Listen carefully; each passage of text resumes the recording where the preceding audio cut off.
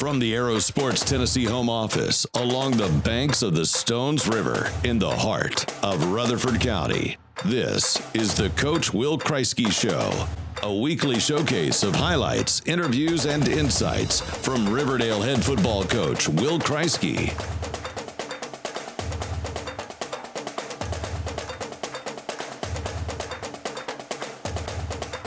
Now here's your host and play-by-play voice of the Warriors, Chris Bozen. 2nd and 1 from the 29-yard line. Vaughn stays on the left of Hampton. Hampton will throw this time, looking downfield, airs it out, has a receiver behind the defender. It's Reynolds. Reynolds in a foot race. Reynolds at the 10, at the 5, into the end zone. Corbin Reynolds. I look for any laundry on the field. There is none. Corbin Reynolds from 71 yards away. Gavin Hampton delivered it. Single coverage, and Reynolds beat it. Touchdown, Warriors. 8:40 to go, third quarter. Riverdale in front, 33-7 with your extra point from Miles Weaver on the way. And Reynolds is having himself just an absolute game right here. His third touchdown on the night. Gets past the defense on the go route, and there was nobody who was going to be able to catch up with him once he makes the catch. 2 plays, 80 yards. Well, welcome to episode 7 of the Coach Will KRIESKY Show here on Aero Sports Tennessee. I'm Chris Bozen, joined as always by Riverdale head coach Will KRIESKY. And Coach, welcome. Congrats on a 44-7 victory over Laverne on Friday night. First road trip of the year, and it looked to me like the team responded well to the environment, the challenge of that trip, took care of business. What were your impressions? Everybody got the cleats packed, the knee pads and the mouth guards together? Yeah, that's what I told them on Sunday. I thought they did a good job of making sure. I don't think there's been many trips that we've taken where somebody hasn't forgot something, and there was no scrambling around trying to keep secrets away from Coach KRIESKY that somebody forgot their helmet or anything. So as far as I know, everybody had everything, cleats and knee pads, and it went good. The kids handled the travel well. They packed their bags. Since it's an in-county trip, we dress in our game pants and just take our shoulder pads on the bus. And so, they should have, it's in their possession at all times. So it was good. And I did, it was funny that we talk about that because on Monday for the JV game, I did have a kid come running back in. I said, "What are you doing?" He said, "Forgot my helmet, coach." So it does happen. Well, and it had been a while. I mean, the last road trip we had was down to Summit in a scrimmage. So it'd been several weeks now. Yeah, it's been 5 weeks since we've been on the road. So it was good, and it was good for us to, load our trailer and take all our sideline stuff and make sure, the managers packed everything. And, sometimes you kind of overlook little things like that, but it is kind of stressful just to make sure every little thing's taken because you got to take extra uniforms just in case blood gets on the white uniforms and things like that. So, we have a checklist that we go through, and the kids, the coaches, and the managers did a great job making sure everything was packed. And I know that it wasn't a long travel distance, an in-county game like that, but so many coaches say that road games are actually more enjoyable in that someone else is having to deal with the field. Someone else is having to deal with all of those game responsibilities, and you get a chance to just go and bond as a team on that bus. Yeah, it's good. Again, we take 3 buses and coaches ride the bus, and we do send coaches early to help set up the field, and so the field's all set up by the time we get there. But yeah, we ride the bus. We got an offense, defensive bus, and then a younger bus that all goes, and everybody kind of just sits together and has that, like you said, the camaraderie of just traveling and being together. And I know it was a game for you that you were getting to play, coach, and a family that you know pretty well. And so I guess it was a good opportunity for you to reconnect with them a little bit. Yeah, Chris Johnson, his family, I hold the utmost respect for that family and what he's doing over at Laverne. He's doing a great job and got those kids playing hard. And his son, CJ, played for us for 4 years, and CJ was a phenomenal football player for us. And CJ went on and played at MTSU, and now he's doing great things on the sideline coaching with his dad. It's just unbelievable. We have one of our former Mr. Football winners, Ladarius Verge. He's over there. Ladarius is doing a great job coaching the D-line. When he was finishing up school, he was student teaching. He was over here at Riverdale some, and he helped us some on the sidelines, and then got a job at Laverne. And it's something that we're proud of. The Riverdale trees kind of extending, and proud of what Ladarius is doing. And we also have another former player, Michael Maxwell. His mom, Claire Maxwell's on the school board, and they're big Riverdale people, and he's over there helping. He got a job this fall also. So it was a lot of Riverdale Warrior connection last Friday night. Well, it was a fun night. We've got a lot of highlights to get to. We take a look there in our opening. That's a 71-yard touchdown, pass, coach, that both Corbin and Gavin had their best games of the season, I think, in terms of statistically anyway. As Gavin throws for 5 touchdowns, Corbin hauls in 4 of those. Corbin gets right up close to 200 yards receiving, Gavin up close to 300 yards passing. Was this something that you kind of saw coming throughout the week, maybe in terms of their preparation, or it's just been building since the summer? This was kind of a breakout game for them. Well, obviously, we want to consistently get better. And I think every week, hopefully you'll see us improve. I felt like last week was one of our better weeks of practices of the season. The kids paid attention to the details. I stressed to them all week. You want to be average or do you want to be elite? And those kids accepted that challenge, and they practiced really well last week. And I just like, after you have performances and situations like that, you talk to the kids and like, see, preparation does matter, and how you prepare each week does matter. And, it's getting familiarized with each other. It's getting, I've said before, we haven't had the same 5 offensive linemen start each week. So, we're still all figuring things out and trying to get familiarized with each other on the offensive side. And once everybody gets going and can get clicking, our offense will run smoothly. We still have some hiccups we're going through and some growing pains, but they are getting better each week. And that connection was able to show up last Friday night. Well, and we didn't clip it as a highlight this week, but we may show it here just as a video piece. But what set up that touchdown, actually, you talk about that offensive line. Jacob Vaughn has a 9-yard run on first down there. That was a 2-play drive, 80 yards. He gets a 9-yard pickup on first down. When you can do that, that opens up that playbook, because you can take that deep shot now and not worry so much about having a 3rd and long situation if it misses. Yeah, and they Jacob Vaughn did a great job of being able to run the football, and he had a difficult but a night, but not, I don't know how to really explain it. He was able to get some nice, good physical runs. I thought he ran between the tackles really well Friday. He was frustrated because he couldn't break that one. He just didn't have that opportunity to break that one, but he did a great job running between the tackle, lowering his pads. And I thought he ran the ball a little bit more physical than he has in the past. And that all started, like you said, with the offensive line up front. I think that it gets overlooked a little bit just how tough that Laverne team is. I mean, they are a smaller roster. They're about half the size of Riverdale's roster, maybe 53 players or so. Coach said over the summer, one of the first things he had to do was send 8 of them home. You're just not meeting the expectations of winning the rooms. So he has cut that roster back, but they're a tenacious bunch. And DeMoss, their quarterback, leads that, but they've got a very tough defense. Yeah, they do. They play fast and physical, and that's something of what we expected with Coach Johnson running the defense and his son CJ helping on that side, and Ladarius doing the D-line. I expected them to be fast and physical and run around and hit you in the mouth. That's what they're going to preach over there, and that's the standard they're going to set. And we told our kids that, and I thought the defense was a very physical defense, very athletic defense, and they're going to go through their growing pains also as he's revitalizing that program and doing some things that they haven't ever done before. And the week before, Coach Johnson was talking to me about, they've never led at halftime in a long time, and so so they're taking their small steps, and people over there buying into what he's doing. So it was a very good defense, and I'm impressed with what they've done. You got off to a good start. A 10-play, 80-yard drive takes 4 minutes, 10 seconds off the clock. With 7 minutes, 50 seconds in the first quarter, you cap it with the Hampton to Reynolds connection for the first time of the night. Let's take a look at that highlight right here. 7:58 to go, first quarter. Opening drive for the Warriors. Shotgun snap. Hampton. Lots of time. He's going to air it out. Looking for Reynolds. Right corner. Double coverage in the end zone. Waiting for the signal. Touchdown.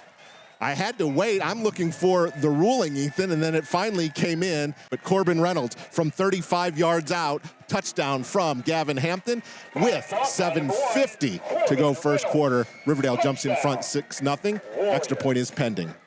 That catch by Corbin, you can see there in the slow motion. He goes up over the 2 defenders. The defender's got his hand in there. The concentration level of a receiver to kind of adjust on maybe a slightly underthrown football and go get it and hold on to it. Big play.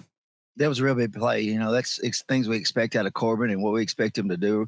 And he went up and got the ball. Gavin put the ball in almost a perfect spot for him, and he went up and made that play. And so that both of them did what they were supposed to do and coached to do, and Corbin was able just to finish the play. The next drive, there's a turnover. Gavin gets picked off down on the field, but right away your defense gets a stop. DeMoss goes on a run, and again, we're going to talk about the defense more in depth, but it's certainly nice to have a defense that travels because that's something you can always count on. Elijah Reams makes a big play here. 3:55 to go and counting here in the first quarter. Riverdale in front 7-0 in this Region 3 6A contest. DeMoss will work from the gun. He's going to run to the right side, has a bit of a seam. Ball comes out. It's on the ground. It's still on the ground, kicked around. Riverdale picks it up. It is Reams with it. Reams takes off running, but they rule it down. And the turnover is going to be up around the 16-yard line. I think he had the first down, Ethan, before the ball came out, but that opportunistic Riverdale defense comes up with a turnover. The hit to separate the ball carrier from the football, DeMoss fumbles it, Reams picks it up. Your defense is clearly something that you have confidence with. It is allowing, I think, right at 11 points a game now this season. Every single game, the defense has given you an opportunity to win. And that's got to give you some confidence in every game you play. Yeah, the defense is flying around. Coach Rellin and staff do a great job on the defensive side. They all, Coach Haley, Coach Bonds, Coach Field, Coach Martin, Coach Fuqua, and all those guys are doing an unbelievable job with their position group, making sure that they're up to standards. And then also they just make sure they're playing all 11 guys, no matter which 11. I don't know if you noticed, but the D-line they were rotating 8 guys at a time on the defensive front Friday. And when you can rotate that many and have that much depth up front, that really helps you tremendously and keeps guys fresh whenever the O-line's starting to wear down. We talk a lot about offensive playbook, and we're going to talk about that a little bit more today as well for Coach Barnes and where you stand with getting that playbook implemented. Defensively, when it comes to a playbook, we don't hear about that as much, right? But there are certainly different things that you're doing, particularly in today's era. You're trying to confuse offenses and things like that. How far along is this defense in terms of implementing different things, blitzes, different packages? Coach Rell does a great job of putting in a lot of packages, and they have really having Hudson Fuqua and Elijah Reams back there in secondary. Coach Rell is able to do a lot more in the secondary with having those two guys because they can always get lined up and get the coverages and communicate. And then again, having Aiden back up and start lineup at linebacker, that helps. So he has moved quite along getting all his stuff in. He's still not where he wants to be yet. But again, they're a lot farther along than they have been in the last few years. The other piece that has been very consistent for you throughout this season is your special teams unit, particularly on field goals. Miles Weaver, Cooper Dees, Jake Rolling, that battery is delivering, it seems like, time in and time out. And you must feel confident at any point sending them out there. Well, they've done a good job. Those three have come together and work hard together and make sure every kick's successful. And Miles has really bought into the kicking. He was up here Sunday kicking. I'm having to tell him to not kick so much because I don't want his leg to wear down. Still got a long season left, and he's doing a good job of preparing and practicing every day, working on his craft. Well, he hits a 43-yard field goal to cap a 5-play drive that puts you up 10-0. We'll take a look at that right here. Jake Rolling will spot it at the 33-yard line. It's a 43-yard attempt right in the center of the field. It's up. It is good. Miles Weaver from 43 yards out of the snap of Cooper Dees and the hold of Jake Rolling hits. And, Coach, that's on a natural surface. That's a little bit of a different kicking experience, and particularly all the rain they had, a week ago. You never know what the footing's going to be like, but Miles made it look easy. Yeah, you didn't know, and I think some of my coaches looked at me like I was crazy for sending him out there. But I've really paid attention to him the last few weeks in practice and really watched him and studied him, and I felt real confident in what he was going to do, and I knew he'd at least get it there. And again, that kid's determined. He's a winner. He has that little special quality as you need to be a winner, and the way he works and just his attitude, man. So I I can't do nothing but believe in the kid and just send him out there and kick. And let's go from there. Well, he hits 2 more later on. We'll take a look at those as we go along. But defense comes back. Drayden DeMoss was really the offensive focus for Laverne, and you pick up a sack on him on a 1st and 10 play in the first quarter. Shotgun for DeMoss on 1st and 10 from the 20, pressured in the backfield, and he will be dropped down and sacked. Getting in to do the honors, Nate Underwood, the senior linebacker, gets to him, and DeMoss loses yards. He was also joined by Woods. I think they each get a half sack on that. You face quarterbacks in this region that like to run, and we saw one in Elliott. You see one here in DeMoss. The defense, as they see that more and more, does it help them learn to read that with the quarterback? Yeah, whenever you have a running quarterback, that's another added dimension, another running back in the backfield. And again, they have to be patient and listen to what Coach Rail makes, the calls that he makes for them. And, he may have one guy spying him. He may call something else, but again, they have to trust what Coach Rail says and when it comes to make those calls. And, I thought Laverne did a good job spreading us out and running that quarterback. The quarterback is an athlete, and, he was able to take some hits and bounce up and play the next play. The special teams unit had a touchdown called back on a punt return. And I want to take a look at that. And the reason I want to is because we've been talking about little things, and correcting little things. There's a penalty on the play, and I want to look at it just because of all the things that are executed right, but then the one little thing that goes wrong. But we'll take a look at it, and then we'll talk about it a bit. Austin inside his 10, man back deep for Riverdale at the 45. He gets off another high kick. It's not a pretty punt, but it does the job. Jones across the 40. Jones with the seam, 30, 25, penalty flag down, and it's likely going to go against Riverdale and pull it back. It sits at the 25-yard line. Jones takes it into the end zone, but a penalty flag is going to likely bring it all back, Ethan. The reason I want to look at it is, this is twofold, right? And we hear it a lot. And again, I'm the broadcaster, so I can talk about it. The penalty is behind the play. The penalty has no impact on the play. Now, I get it. Officials are going to throw flags and things like that. But that's just awareness of players as well, learning, hey, man, be aware of where the ball carrier is, and all that. But I know that in the speed of the game, that's hard to do. But it's just the one little thing preventing that from being a touchdown on a punt. Yeah, it's funny you talk about that because we talked about that on Sunday in our meeting. It's little things. It should have been a 56-0 game. And that would have been our standard. But we lost 12 points because we had to kick 3 field goals. But again, exceptional play by the field goal unit team.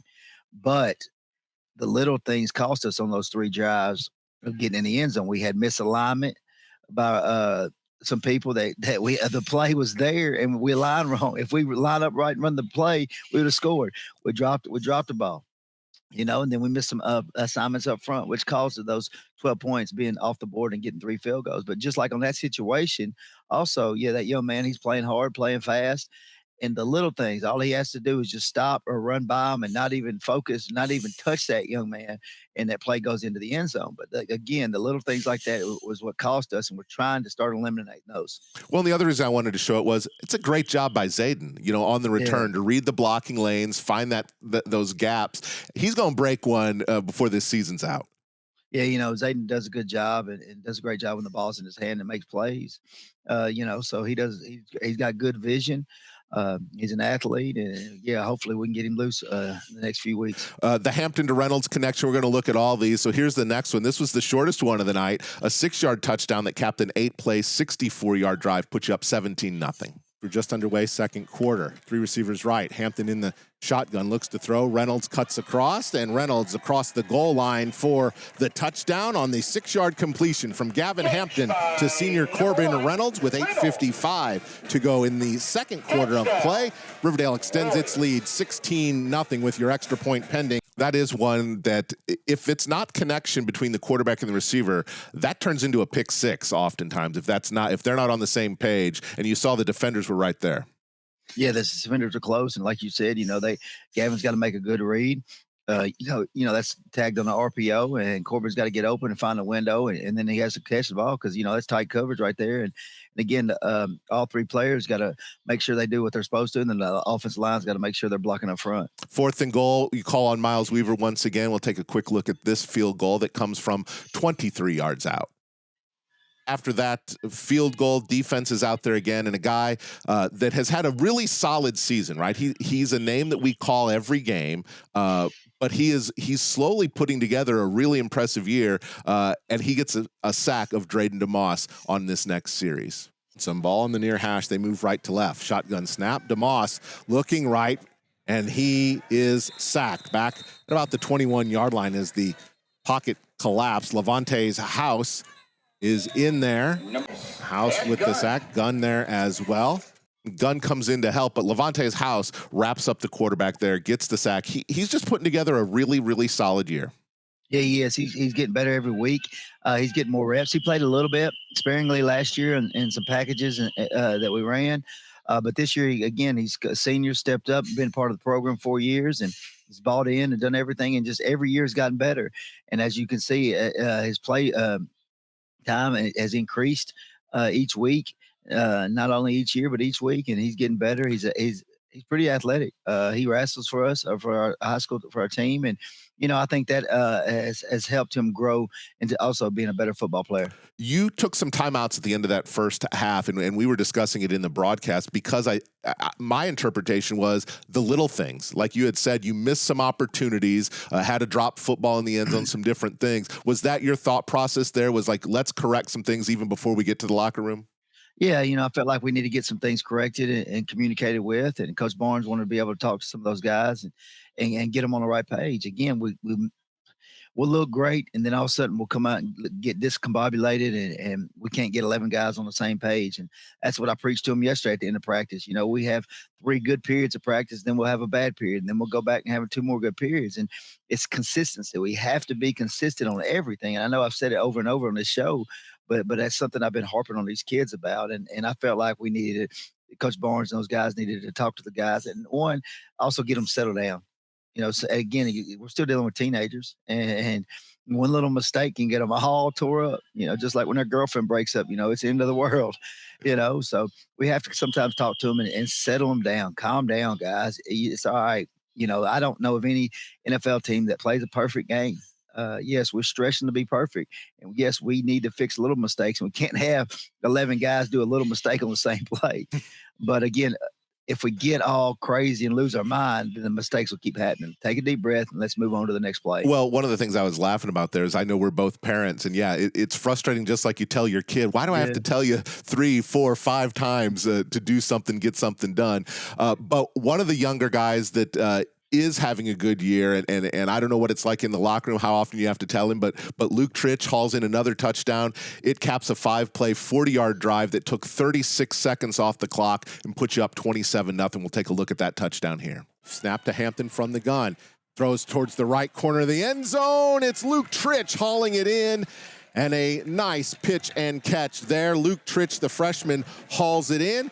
And the 10-yard touchdown pass from Hampton puts Riverdale up 26-0. If I saw correctly, I believe Luke picked up an offer from Southern Miss over the weekend, and his name and recognition and awareness is just continuing to grow. Yeah, he's continuing to get better each week and learning the offense and figuring things out. He just turned 15 last week. Last week was his birthday. He had a birthday last week, so he just turned 15. So he's growing up, going from middle school Tuesday night ball to Friday night ball. So it's been impressive for him for all the success he's had so far, and we're just looking forward to seeing him and Gavin grow each week. Another defensive play comes from a guy we mention a lot, one of the leaders on your defense. It's Hudson Fuqua. He picks up a sack here to get the defense going in the second half. Ball's on the far hash. They move left to right, pistol formation. And DeMoss is pressured in the backfield. He could not turn the corner there, and he's taken to the ground by a Riverdale defender. It's Hudson Fuqua closing in to get the sack. If you have Aiden Emmons and Hudson Fuqua in your backfield, that's not a good situation. No, both of them come off the edge pretty hard and pretty physical. And, Aiden missed that tackle, and then Hudson was able to clean it up and finish it up. But, yeah, that's 2 tough guys coming head full of steam. And I imagine are they lobbying on the defensive side? Coach, let's get some pressure in the backfield at certain times. Oh, they all want to go. They all want to be sent on every play. But, again, they do a good job of doing their responsibility and what they're coached to do. We come back. We saw that 71-yard touchdown that was set up by Jacob Vaughn's 9-yard carry. That was our offensive play of the game. And then Elijah Reams, his second big defensive play of the night, he comes up with an interception of Drayden DeMoss on a 2nd and 5 play. 3 left, 2 to the right. Motion right to left. Low snap. DeMoss has it. Wants to throw it. It's high. It's tipped. It is picked off by Elijah Reams, I believe, for Riverdale. It was Elijah. And he's another guy putting together a really great season. Yeah, he's doing just actually what he's coached to do and consistently getting better and in the right spots. And it's he's doing what he's coached to do. And when he's in his right spots, that's when he makes plays. Again, he had a fumble return, interception, had some tackles. So, again, he's just playing well for us right now. And I know the coaching staff puts together offensive, defensive, special teams players of the week. How'd that go this week? Oh, it went real good. It's tough. There's a lot of arguments going on, but again, they were able to settle down and pick their guys. I know that you saw that Corbin obviously that was able to get it. Miles Weaver also was able to get it, and then Aiden got it on defense. So it's 3 guys that did a good job, played well on Friday, and then Samaje Davis, reserve backup lineman, got it. The scout team, he did a really good job preparing us this week. Yeah, we don't spend a lot of time talking about those scout team guys, but they're so vital to preparing you going in and week out, and they're so important to every team.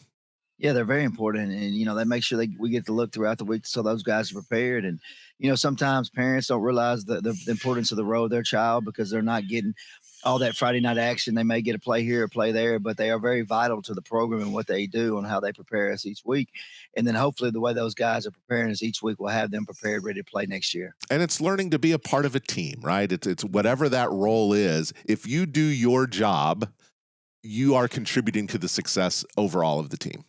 Exactly. Everybody has an important role. Everybody has a vital role here. And again, everybody just needs to do their job. We don't need to worry about somebody else's job. Just do their job, and then we'll all be successful. The 4-pack of touchdowns caught by Corbin Reynolds finished up with a 53-yard reception to finish a 4-play, 70-yard drive. It put you up 41-7 with just under 6 minutes to play in the third quarter. Here's that touchdown from Gavin Hampton to Corbin Reynolds. Reynolds wide to the right side. It's Tritch on the near side on the right side. Tally between Reynolds and Tritch. Single receiver over on the left side, and Vaughn to the right of Hampton. Hampton going to roll to his right. Wants to throw. Finds a wide open Corbin Reynolds at the 25-yard line. Corbin Reynolds into the end zone. Another big strike from Hampton to Reynolds. This one goes for 53 yards.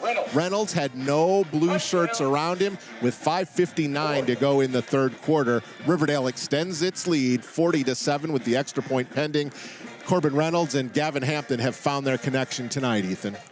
Reynolds had a solid 10 to 15 yards between him and the nearest defender. I mean, there was no one who was going to get to him. What a great throw by Hampton on the run to put it right on the money. My broadcast partner, Ethan Markham, pointing out that throw on the run like that. Gavin Hampton he's a pro-style quarterback. He's a pocket passing quarterback. But to be able to get outside a little bit, throw that on the move, that deep, that far, pretty impressive throw. Yeah, he did a good job getting out of the pocket, escaping pressure, and then able to make that throw. Now, don't tell him he's a pro-style quarterback. He thinks he's an athlete. He can run around. You see him try to tuck the ball and run. I do. So don't tell him that. But yes, he is more pro style in what he does and what he's capable of doing. But when he does get out of the pocket, he has a little wiggle to him. He can run a little bit and make those plays on the run. We'll take a look at Miles's final field goal of the night. It was a 29-yarder, an 11-play drive, put you up 44-7. We'll take a look at that here and then get to our final highlight of the victory. Jake, as we've said before, he was not the original holder. The holder gets injured. Jake comes in, seizes the opportunity, and has solidified that space. And you guys look good on field goals. Yeah, they done a good job. Again, Coach Saramelli works with a field goal unit, and then Coach Armand works with snapper, holder, and kicker. And they all done a great job working it and practicing and just making sure they're getting better every week. Fourth quarter gave you an opportunity with the big lead to get some of those second and third team guys in. And one of your defenders comes up with a fun play, a big play at the end, and that's Prince Curiel. We'll take a look at his interception here. The Warriors in control. About a minute and a half away from picking up win number 2 of the 2025 season. Harrington throws it down the left side, leaping, intercepting it. Riverdale's defender going up and picking it off. Prince Curry-L, the junior DB. When you have a defense and a starting 11 defense that is so solid, you're talking about rotating some of those guys up front in. Oftentimes, the guys in the secondary don't get rotated in unless you're in the nickel situation or something like that. But it's nice to see them get to come in and play some significant minutes, even though we had the rolling clock going. Yeah, those guys do a good job. And Prince is a guy that's right there on the edge, and he's been fighting for a spot all year. And, he's ready. He's ready to play. And he still has a positive attitude and a good attitude with his coaches and getting better. And just understand he's playing behind some seniors right now. And whenever his opportunity arises, he rises to the occasion. As we turn the page and look at Stewarts Creek for Friday night, I can't believe we're already to the midway point of the regular season, Coach. But already this Region 3-6A standing looks exactly like what you said would happen back in the summer when we were at Nissan Stadium. Some teams are going to get left out. Some teams are going to get left home that could win first-round playoff games. You look at the standings right now, the top 2 teams in this region, I don't think anybody would guess. It's Siegel and Rockvale. They're both 2-0. Now, part of that's because Blackman and Oakland did not play a region game last week. They both sit at 1-0. You're at 1-1. And then Stewarts Creek, Smyrna, and Laverne 0-2. Siegel and Rockvale have put themselves in a good position right out of the gate. Yeah, they have. They've done a good job with winning the region games and being ready. And Coach Renshaw and Coach Counts have got their guys prepared and eager to go. And like I said, this region, every week's tough. There's no off week, and you got to be ready to play your game and be focused and be locked in. It's like the playoffs started a couple of weeks ago. That's what I told the kids. We're really in playoff football for the rest of the season. Even the Columbia game, which is a non-district game, that could occur a tie. So you need to be locked in on that game too, because if there's a tie that happens, then they go back to the non-region games or overall record. So you need to make sure from here on out, every week you're giving your best. Siegel defeated Stewarts Creek 18-15 in that rainy weekend that they had to come back and finish on Saturday. And then Rockvale got them at home 31-10 last week. I was surprised by that score. Now, I've seen a little bit of Rockvale. I've seen a full game with Stewarts Creek. Rockvale's got a big tight end. They do some things, but Jamarcus Brown, the big tailback at Stewarts Creek, started the season with 8 touchdowns over his first 2 games. He was averaging about 8 yards a carry. That has dropped off in region competition, and I think that just goes to show the quality of this region. Yeah, this region's tough. And also against Siegel, Stewarts Creek quarterback got hurt, so it's kind of just thrown off their offense a little bit and things, and they're trying to get adjusted to what they're doing. Jerry Taylor was a significant part of their offense, and he was a special player for them. And, I think he'll still be out. I've been trying to look at reports and things like that, but, from what I read, he's hurt, and it's, again, that's kind of thrown him off. But again, that running back, hopefully he doesn't get going this week, but he is a big physical back that runs the ball very hard. And they've got a good offensive line too. When I saw them play earlier, and they've got a stable of tailbacks. It's not just Brown. They'll throw several different running backs at you, and the offensive line does good work. What do you see in terms of their defense that might be an opportunity for you? Well, their defense flies around. They do a good job. Coach Brian Waite's a former head coach at East Nashville, and now taking over the defense at Stewarts Creek, and he does a good job of getting those guys aligned. So we again preaching a little things, but got to run our routes. Got to run our routes correct. Gavin's got to do the right reads, making sure that he's reading what Coach Barnes has taught him to do throughout the week, and then we can't have any MAs up front. Missing assignments up front. We got to be able to get, because they're I think their D line's big and athletic and move well. So we have to do a good job of not only sustaining our block but finishing our block. Not just hit and then move on. We got to be able to finish the play till the whistle got blown. The other thing about Stewarts Creek is it's not an easy environment to go into. I mean, it's packed stands. The band is loud. The PA announcer is loud. It is an environment that will test you as a road team. Yeah, it will. They'll have a loud environment. I know Kerry Malone. Kerry Malone's another Riverdale guy, and he does a great job. They call him the voice. Yes. He's very well known around here and Riverdale. And he played for Coach Rankin back in the day, and he just loves high school football, and you can tell it by his passion, way he does it by being the announcer. So yes, it is going to be a tough environment, and the kids are going to have to be focused and ready to go. How are you health-wise? Pretty good so far, just the normal bumps and bruises throughout this year. And, obviously we talked about a few weeks ago, Libert Shelburne's, the main one that's been out. We got other guys that's got, little ankles and hamstrings and groins and things like that. But hopefully everybody's ready to go by Friday. And freshmen in JV, their seasons are starting to kind of wind down a little bit, I think, now, or moving towards playoffs. I always forget that there are playoffs over there. But what do they look like, and how have they been doing? They've been doing well. They both had a win Monday. They both beat Smyrna. The freshman won 31-0 against Smyrna, and then the JV won 12-6. So they're playing really well. Our freshman team has not lost a game yet. They got 2 more games this season. They have Rockville and Laverne left, and then I think now after this week they've secured a playoff spot. So they'll play a game when we get back from fall break. Well, midway point of this regular season, Coach, it's here already. I wish you the best of luck on Friday night. I appreciate it, and thank you for doing the show and everything. But yeah, the kids are excited, and everybody's ready to go, man. We're just ready for another Friday night. Another Friday night. We will be there. We'll be on the air at 6:35 live from Stewarts Creek. It'll start with our countdown to kickoff at 6 with a replay of this Coach Will KRIESKY show. I hope you follow us on aerosports.mixer.com or over on our YouTube page, Aerosports TN. The video broadcast this week will actually be a simulcast in conjunction with Stewarts Creek. It'll air on their Stewarts Creek TV YouTube page, so we'll cover both squads. It'll be a good Friday night, Coach. Oh, that's good. That's awesome that y'all working together. Good deal. It'll be a fun night. That'll do it for this episode of the Coach Will KRIESKY Show. Remember, Warrior fans, be proud, be bold, be brave, and ever loyal. Until our next episode, for head coach Will KRIESKY, I'm Chris Bozen. Thanks for tuning in. Good night.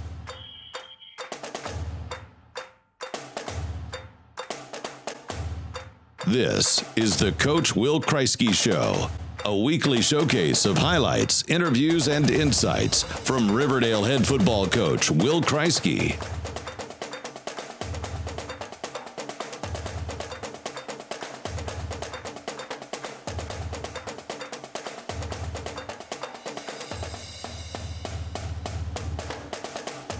This is Riverdale football. All hail.